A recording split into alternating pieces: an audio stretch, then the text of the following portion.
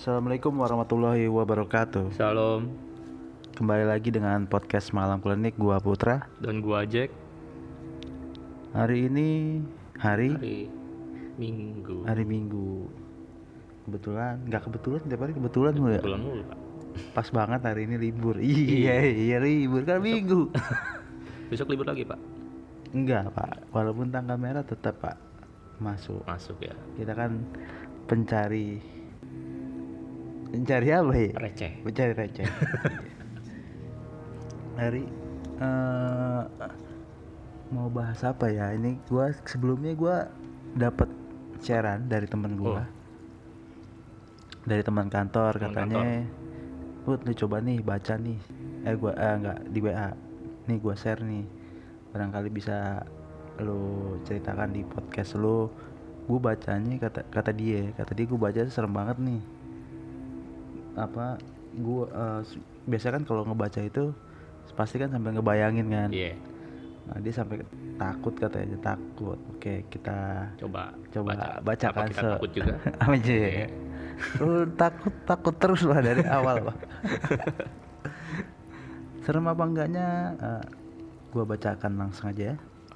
Silakan. Caranya namanya Nanda. Namanya.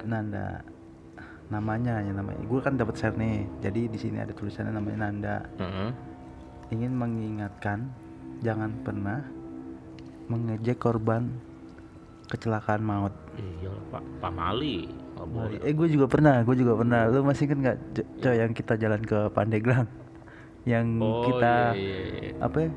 Jadi gue waktu itu sama temen gue, ada satu lagi temen Benny lah. Ke arah mana gue lupa tempatnya. Pandeglang ya. Pandeglang. Jadi ke arah puncak gitu kan, kalau mau ke puncak apa? air terjun. Iya, mau ke air terjun kan bisa naik dulu tuh, capek. Nah, pas kita istirahat, gue ngomong ya, gue lu sih, lu yang mulai, Pak. Iya, gue yang mulai. Nyari perkara lu. Gue sampai nggak mau lagi deh kayak gitu, gue udah tobat deh. Jadi ada beberapa aja kayak mungkin warga situ, mohon maaf sekali sebelumnya, ini nggak boleh juga nih kalian untuk ditiru, nggak pantas banget ditiru emang waktu itu. Pokoknya jangan sekali-kali ditiru nih. Gue juga salah banget, gue minta maaf sebelumnya buat si bapak itu ya.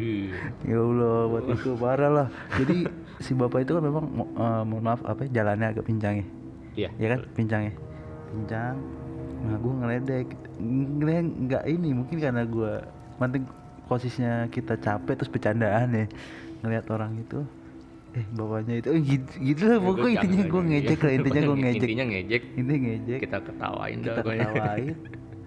Nah, dari situ kita mau pulang ya. Mau pulang tuh apa ya, nggak ada maksud buat nyambungin ya sebetulnya kan kejadian nih. Tapi itu perjalanan tuh kayaknya rasanya kayak dapat masalah mulu ya. Masalah terus semenjak padahal sebelumnya ini masalah pertama tuh kita dari awal sampai bocor beberapa kali ya.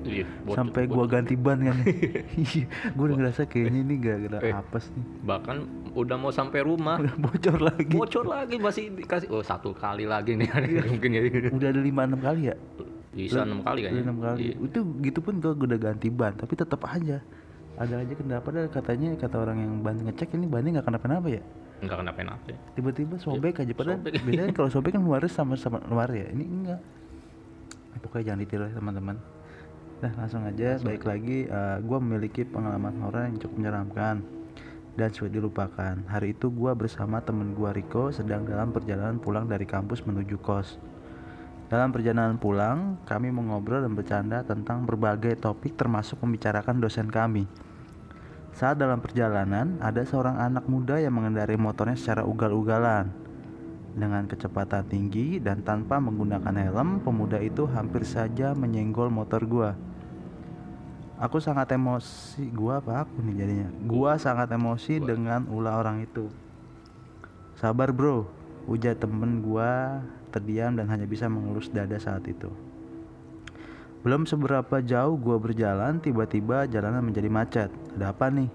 Tanya gue. Tumben macet di sini. Gue berjalan pelan-pelan dan berusaha selap-selip di antara mobil yang menghindari kemacetan.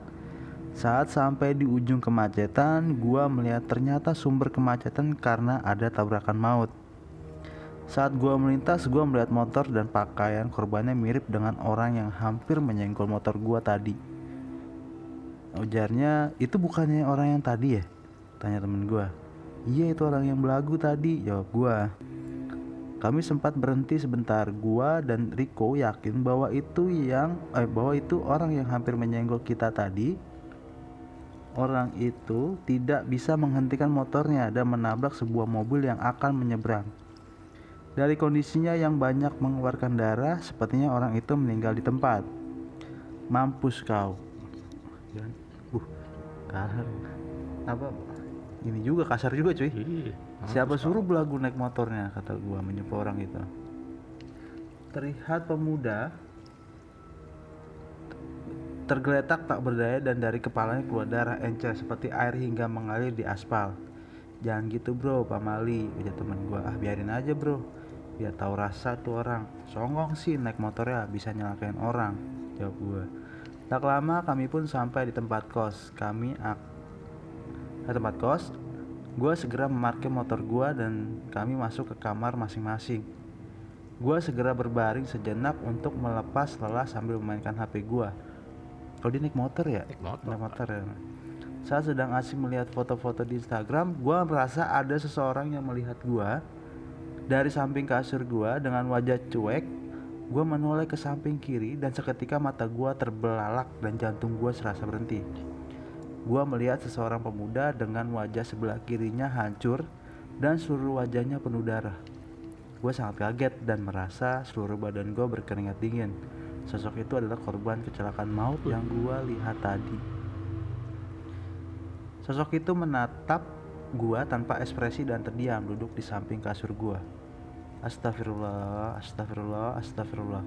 Gue berteriak ketakutan dan segera beralih keluar kamar menuju kamar kos temen gue setelah mencerita. Maksudnya dia habis itu langsung cabut. Setelah itu dia menceritain kepada temen gue, dia ceritain semuanya tentang kejadiannya dan segera melihat situasi di kamar kos gue. Dan ternyata tidak ada siapa-siapa di dalam kamar gua. Makanya bro, jangan sembarangan nyumpain orang meninggal karena kecelakaan. Gua hanya terdiam di tempat, wajah gua masih shock karena kejadian itu. Wih, iya bener juga. Iya ya. Lagian kok orang yang kena musibah diejek. Menurut lo gimana Put? Gua kayak gitu ya nggak boleh juga kan ya. Udah. Gua ngopi dulu sebentar. Oh ya silakan Pak. Oh, kopi apa Pak? Kopi kapal api. Gimana menurut lu? Ya nggak boleh lah kayak gitu ya. Nggak boleh sih. Gua aja pas semenjak kejadian itu gua kalau ada sesuatu yang menurut gua aneh, gua langsung biasanya kan ngehujat dulu nih ya kan. Ini enggak udah pura-pura ngosongin pikiran. Iya, maksudnya kayak ada kecelakaan gitu, mendingan kan mendoakan aja semoga arwahnya kan langsung tenang, arwahnya tenang. Iya. Gak boleh lah menghujat kayak gitu, apalagi udah menjadi korban meninggal kan. Iya. Mendingan untuk didoakan. Ya, shareannya sih mantap juga sih. Gimana? Jadi serem gak? Serem lah kalau posisi kayak gini. Kayak gini gimana Pak? Kalau posisinya abis nyumpain orang, bluk, bukannya pelan-pelan, mampus kau, tiba-tiba tes pulang, ampun Pak, ya ngeri lah. Tadi lo yang bilang mampus kan. Makasih nih temen gua mau nge-share. Sekali mendidik juga nih kayaknya. Iya sih benar. Iya. Kayaknya maksud temen gua begitu nih. Iya, mau mendidik kita nih. Agar menjadi manusia yang lebih baik lagi. Iya. Jadi bikin hidup lebih berguna lah. Iya, walaupun hidup tak berguna. Oke, gimana nih Pak? Gimana aja? Udah ya. Shareannya itu aja yang besok gue minta lagi deh shareannya kalau ada. Bagi-bagi dong. Tapi bagus juga sih ini apa? Ceritanya runtut jelas. ya teman-teman malam klinik ya, jangan kayak gitu dah. Iya benar. Ya, jangan deh kalau nggak mau ngeliat kayak gitu. Oke deh, kalau untuk hari ini teman-teman jangan lupa juga untuk kirimkan email, cerita. kirimkan email. Email dikirim. Iya kan dikirim lah. Kirimkan cerita ke email. Iya, kirimkan email cerita. Masa email dikirim gimana? Ya udah, untuk hari ini mungkin cukup kali ya. Cukup.